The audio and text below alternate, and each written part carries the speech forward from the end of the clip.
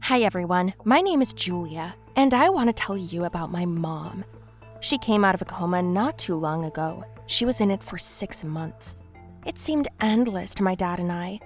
My little brother George cried all the time, and I cried with him. Mom was sick for a long time, and then, bam, she fell asleep, and we didn't know what to do. Those 6 months seemed like an eternity to us. Only Dad had the hardest time. He had to take care of us and run to Mom every day. But the situation did not change, and that put a lot of pressure on us. Then one day when I came home from school, my father was at home. He was sitting there with George, smiling all over. At first, I even got scared. I thought they'd gone crazy. I have news. What news? Mom came to her senses. What? You're not kidding. We're going to her now! Hooray! I can't believe it! Finally! We packed up and went straight to the hospital. George went ahead of us and threw himself into my mom's arms. I asked him to be a little gentler as she was still having a hard time. At first, Mom hardly recognized us, but then she came to her senses a little and started crying. While we were with her, the doctor took Dad aside and said it would take some time for her to fully come to her senses. What does that mean, Dad? I asked him when we left for home. It means that when we take Mom home, at first she may seem strange, slow, and withdrawn. She won't talk much and she'll sleep a lot, but that's normal. She needs to recover to get strength, so be quiet and understanding. Okay, George and I've got you. Every day after school, I went to visit her. Mom really was different, didn't remember many things, but the doctor said she would remember everything in time. So we just had to wait. The day came when we took her home. She slept and ate and then wanted to go for a walk. George and I happily took her outside and walked leisurely down the sidewalk. Our neighbors greeted her with friendly smiles and she smiled back at everyone, but she didn't remember who they were. You could see it in her eyes. The neighbors didn't bother her either, chatted a little and moved on. Mom, you probably don't remember this neighborhood very well, but don't worry, you'll remember everything. Just don't go anywhere without George or me, okay? George can remember the way too. You can ask him to take you to the store or the drugstore. Okay, sweetheart, thank you. Little by little, life was getting better, until one day I came home from school and found her at home. George had music class that day, and Mom was alone. I went in and she was gone. I started to panic. She'd forgotten her phone at home and she hadn't locked the house, so she must have left with her slippers on. I ran out and started looking for her, showing pictures to passersby, and then I called my father and he left work and called the police. I was so worried I ran from block to block, and then I sat down on the ground and cried. Then a grandmother came up to me and asked, Why are you crying? I lost my mother. What mother? She wasn't wearing house slippers by any chance. Yes, that's her. Tell me, where did you see her? Oh, poor child, you should be more careful with her. Why? Your mother, there's something inside her. What do you mean? Just tell me where she is. Your mother is an ancient vampire. This is manifesting in her now. She can hurt you. What kind of nonsense is that? You'll find her around the corner by the garbage can. Just don't be scared. You should be careful. I didn't listen to the woman and ran around the corner, but sure enough, my mom was sitting on the ground, greedily eating meat and blood.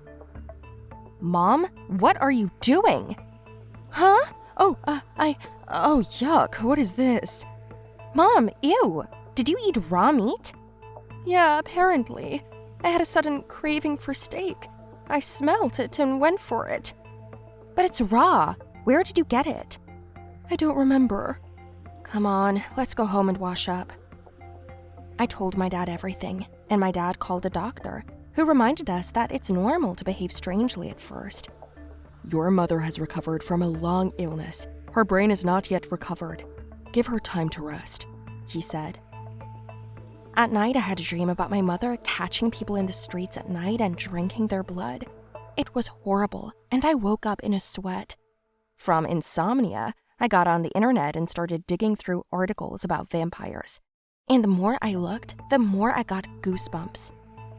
I found a picture of one of the vampires, supposedly based on a true story from the last century. There was a woman in the picture, just like my mother. What are you doing up? I yelled, "Ah, Mom! Why are you sneaking up behind me?" I can't sleep. And what are you looking at? Nothing. I can't sleep either. Come on, I'll tuck you in. I went to bed, and my mother and I chatted. I began to let it go. My mom sang me a song, and I started falling asleep. And then my mom stroked my head, then started stroking my neck. Then she kissed me on the cheek, and at some point, she got her teeth into my artery. I screamed my head off and saw that it was morning. Oh shit, that was a dream, I said with relief. Mom came back to life a little bit after that, being more sociable. I asked her to walk with me to school since it was close, but Mom said she didn't want to appear in the sun. In the sun? Why? Are you afraid of it? Just afraid of getting sunburned. Go by yourself and I'll make dinner. Besides, George isn't feeling well, so I'll take care of him. Can you do that? Maybe I'd better stay. No, I can manage. I'll call you if I need anything. Okay, I'll see you tonight. Bye. I left with anxiety in my heart. All my thoughts were only about nothing happening. On my way home, I met that grandma again. She immediately recognized me and I ran away from her, but she yelled after me that today the prophecy would come true. I ran home, skipping my last class. I felt bad. I went into the kitchen and immediately called out for George, but he didn't answer. "George, where are you? George!" But there was silence in response. Then I slowly walked into his room and saw a red stain on the white mat. "Oh no!" I screamed. I started crying. I was scared and shaky. I went to my mom's bedroom, but she wasn't there either. In the bathroom, I found George's clothes, and they were covered in red stains. And next to it was Mom's t-shirt. "Oh no, she killed him!" I shouted, running outside. I looked everywhere for them. I asked the neighbors, but no one saw anything. I called my father, but his phone wasn't available. It must have been an hour later, and it was getting dark outside. I went home and saw that there was a light on in the house.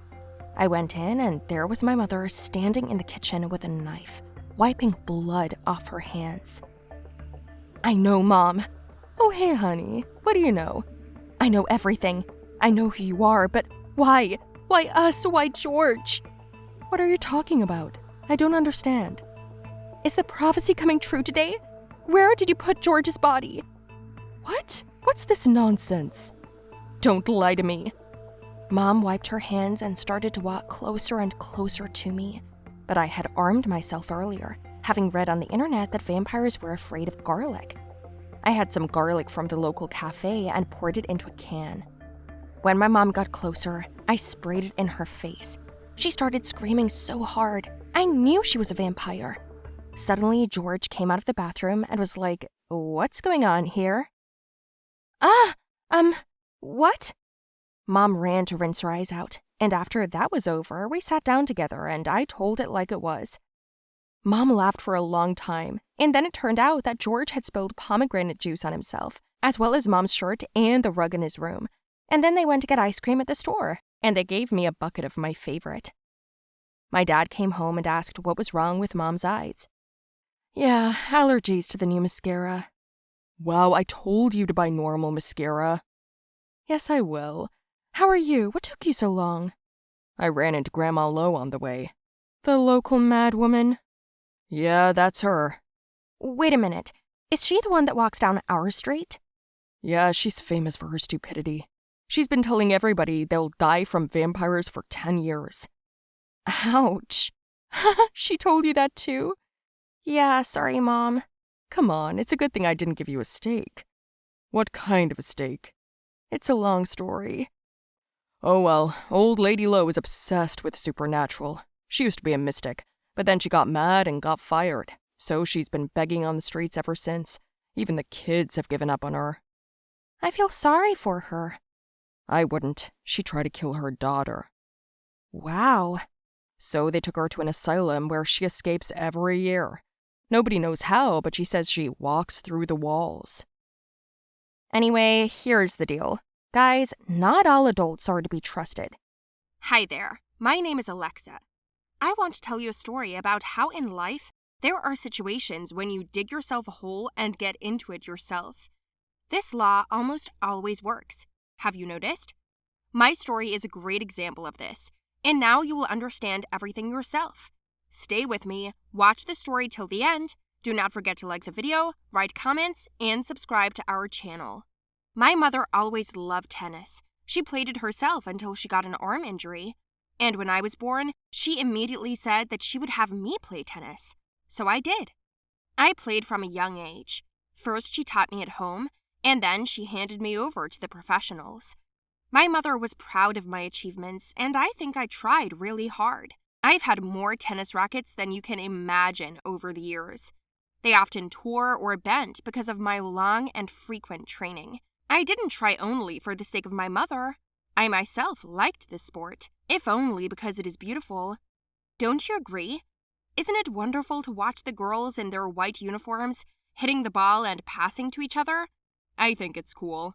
At school, I was popular because I often played on behalf of the school and brought us a lot of victories. The principal and teachers often turned a blind eye to my absences due to training, and this sometimes infuriated my classmates. Gwen was the most infuriated. She also played tennis, but she had fewer wins than me. She always said that if she were in my place, she could bring a lot more victories than I did. Then I told her to be bold. There were 6 months left until the next competition, so there is time to prepare. She gave me a look of complete disdain and said that she would definitely beat me. Her infusion only encouraged me. I began to train even more persistently, because now I had not just an opponent, but an opponent full of hatred and envy towards me. All I could do was win it, and there was a lot of work to do. At school, I tried not to have much contact with her, but just a week later, I began to notice terrible things. I found some notes in my personal locker at school. They all appeared one by one. They were death threats. At first, I thought it was Gwen, but we had made a promise that we wouldn't talk at all for the next 6 months, and she didn't even look in my direction. After another 5 days, someone planted rotten eggs right under the porch of our house. I didn't want to tell my parents so as not to frighten them. They thought they were local hooligans. Every time, these tricks became more cruel and insidious. And when I found a photo in my locker where my eyes and mouth were drawn on my image, I was really nervous. It lasted for several months. My training was not as good as before because I was always thinking about those threats. I stood in confusion, looking at the photo and couldn't move. And then suddenly, a girl from my class came up behind me. Her name was Nina. She saw the photo, but I quickly hid it. "Ah, now they've got you too?" she said. I asked her what it meant, and she told me that the same thing had been done to her last year. I don't know why I deserved it, but until I went through all the circles of hell, the bullying did not stop. I didn't find the person who did it, and I didn't really want to look for them. Somehow I was able to survive. Apparently, you did something to annoy these people, and who knows what they have in mind, she said. So, she suggested that I have a little fun, so as not to think so much about the bad things. When it happened to me, I rested and positive emotions saved me. "Come to my house this evening. It will be fun," she said. At first, I refused, because it was the evening before the competition. I wanted to get a good night's sleep. But Nina was eloquent and convincing. I agreed. When I got to her house, I saw Gwen, and we were a little tense at first. I asked what she was doing there, to which Nina replied that she had invited all the girls, so that we could all just relax and have fun. I tried not to think about it, or think about how stressful my life had been in the last few months. We danced, we talked, they offered me drinks, but I refused. I didn't want to be in bad shape the next day. And then Gwen came up to me and said she was worried about tomorrow. "Oh my God, are you drunk?" I asked her. She was. Gwen suddenly began to cry, saying that she had been envious of me from the very beginning, that she was so far behind me, and that she was sure that tomorrow she would lose, but it would be an honor for her to fight with me on the same field. It was nice to hear that, and I hugged her and told her it was mutual. Gwen handed me a drink, but I declined, and she said it was in honor of our reconciliation. I want to be friends with you and be a worthy opponent. What do you say? You need to drink to that. Just one glass, she said. I picked it up and we clinked glasses, and she told me to drink it all down. But as soon as I brought the drink to my nose, I sensed a strange smell, and then I saw some powder at the bottom of the glass that hadn't completely dissolved. At this moment, other girls were passing by. They were dancing and pushing. Gwen almost fell, and I grabbed her glass and quickly swapped mine for hers. She didn't notice because she was so drunk, so I drank her beer in front of her, and she drank mine. She stared at me for a long time and then suddenly fell unconscious. Everyone was scared, but she just fell asleep. The next day, I came to the competition. Gwen didn't look well, and she was very ill. It was so bad that she even walked unevenly. We started the competition, and I won in no time. After this quick victory, Gwen came up to me, and I held out my hand to her, but she was so angry. She said she hated me. The sweet Gwen from the night before had somehow disappeared. "You should have lost! Stop it!" she yelled. "Why? Because you put stuff in my glass? Now I know you're the one who's been bullying me all these months. You're just afraid of me," I told her. She was surprised that I knew, and I said she couldn't get me drunk, so she dug a hole for herself. And I did everything right.